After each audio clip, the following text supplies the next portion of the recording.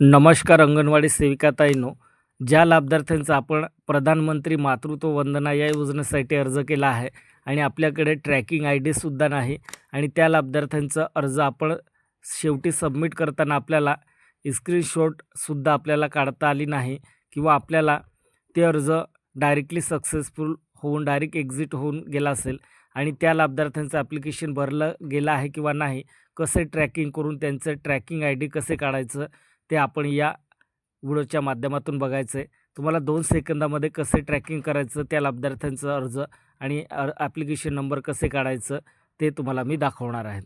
तर application log in करायचं आहे. लॉग इन केल्यानंतर खाली क्रॉस करायचं आहे, खाली क्रॉस करायचं आहे. बघा, इथे खाली आल्यानंतर सर्च बेनिफिशरी या ऑप्शनवरती तुम्हाला क्लिक करायचं आहे. या ऑप्शनवरती क्लिक करायचं आहे. इथे 2 ऑप्शन तुम्हाला दिसणार आहे, बेनिफिशरी आय डी आणि मोबाईल नंबर.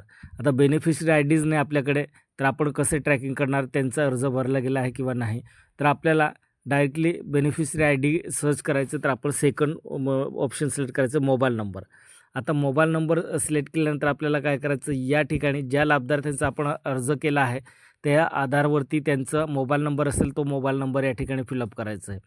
तो मोबाईल नंबर फिलअप केल्यानंतर फेस डिटेल या ऑप्शनवरती क्लिक करायचं आहे. आपल्याला त्या ठिकाणी OTP वगैरे काहीच टाकायची गरज नाही. डायरेक्टली ज्या लाभार्थ्यांचा आपण अर्ज ट्रॅक करत आहोत, त्यांचं ॲप्लिकेशन आय डी काढत आहोत, बेनिफिशरी आय डी काढत आहोत, त्यांचं नावासहित बेनिफिशरी आय डी नंबर आणि त्यांचं नावसुद्धा त्या ठिकाणी दिसणार आहे.